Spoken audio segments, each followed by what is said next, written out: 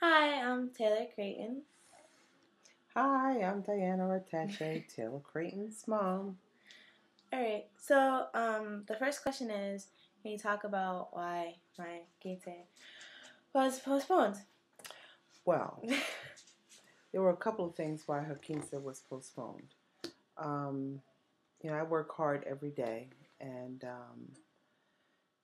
Taylor's job is to work hard every day. Also, her job is to work hard in school, to follow the rules that I have set forward, and if she does those things, then we're on the same page. So Taylor was not doing as well as she should have been doing in school. And we had issues with boys, and she started lying. And so those were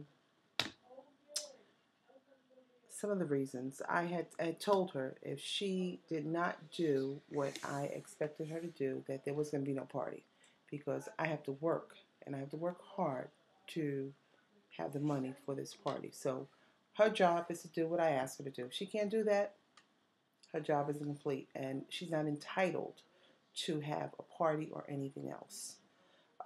So that being said, that was one of the reasons. The second reason was she has type 2, well, it's actually type 1.5 diabetes.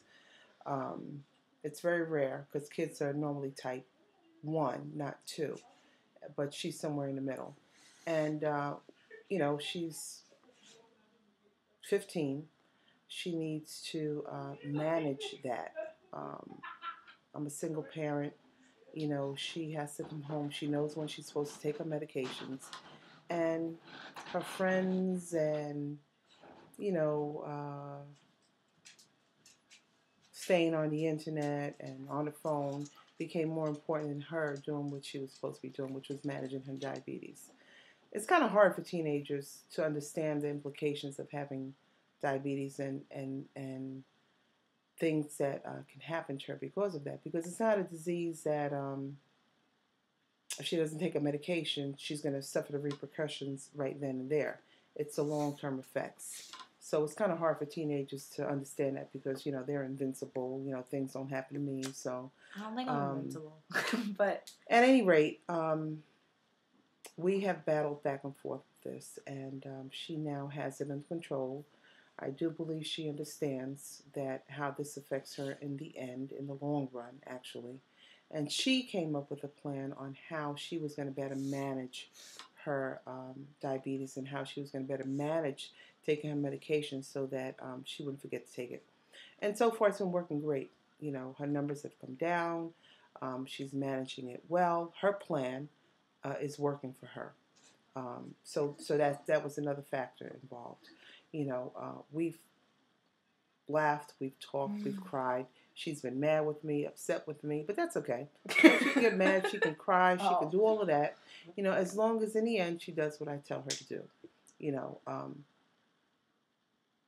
she understands that she doesn't see the big picture. That's why she has a parents, because parents understand the big picture. So, like I said, she's cried, she's been mad. We've talked, we've laughed, we've hugged. We've been upset with each other, and I think we have a better understanding. She's been doing what she's supposed to be doing. She understands the reason why there are rules that are set, and it's for her own good. And she's been doing a good job of it. School grades have picked up. It's tough because she goes to an academic school. A lot is required of her, and a lot of her free time is taken up. Plus, playing a sport. You know, um, she doesn't have a lot of free time, even though probably more than she really needs. But so those are the reasons why. So I said to her, "Sweet, the quinceañera was out. We'll try it again next year for you for the 16. And if you do the things that I've told you and you stay on track, and then we'll revisit Sweet 16." So we did, and she's doing great. And it's almost it's here. not perfect, but she is a wonderful daughter, and she deserves it. She's working hard. She's doing everything that she needs to do, and this is a reward for doing what's asked of her to do because that's her only job. You know, I work, bring home the bacon, and she's got to go to school, do the grades, take care, manage her diabetes, and do what I ask her to do. You know, it's not perfect, but we have more of an open communication. You know, of course, turning 16, boys are a big issue. So I think we have good communication, and we do talk a lot. So we do have a better understanding. She is a good kid. I wouldn't trade her for anything, you know. I'm your only girl. I hope you wouldn't trade me. She's my only girl. Thank God. Well, I think But she's amazing. She really is. I think that we got closer because I feel like I can talk to her more about things than I did before. Because I was kind of like in my own little bubble, just like, don't trust adults. But yeah, I think that bubble's popped. I kind of see things through her eyes. No, I'm not gonna say I 100% see things through her eyes. Because there's still things that you do that I don't think is okay or whatever. But that's what it's always gonna be. So the biggest thing is trusting me, because I always say to her that, and all three of my kids, that whatever I did was in your best interest. I'm not out here to hurt you or to steer you in the wrong direction.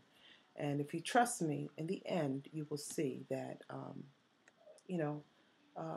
I'm steering you in the right direction. You may not understand it now, and that's okay. I don't expect her to. She's a kid. She can't see things through my eyes. She doesn't have any kids. She hasn't been through things that I've been through, and so as long as I tell her in the end, it's okay to be upset with me. It's okay to cry. Go cry in your pillow. Get upset. Get over it. And the rules that I've set are for a reason. And so she's been doing a pretty good job. I think I'm doing a good job. Like, I've seen improvements in myself, just in general, like school-wise. There are a lot of things. I mean, like my mom said, I still have a long way to go. I'm not off the hook yet. It's a work in progress. Yeah. But, I mean, it's better than it was last year. And, I don't know.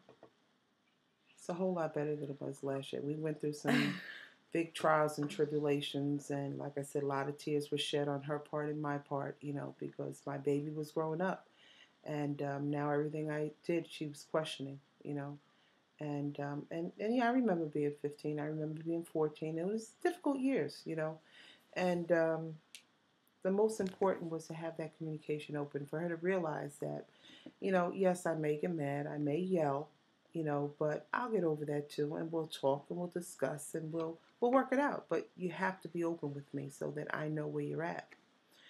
Come to me, talk to me. Don't talk to your friends. I can give you better advice. Been there, done that. You're not yelling I still yell at her, and she still gets upset. But she's a good kid. I get nothing but good comments about her from everyone that meets her.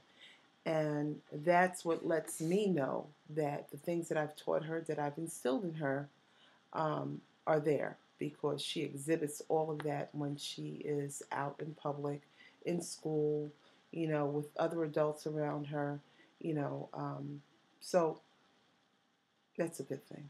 That's a good thing. It lets me know that it's not all in vain, and that as much as, I think she's not listening, she's listening. So. Yeah, she's a good kid. All right. Well, thank you for your time. And, I'm tired. I know I look like I just got home from work. It's been a very long day. But anyway, so that's me and my baby. Thank I you. love her. I wouldn't trade her.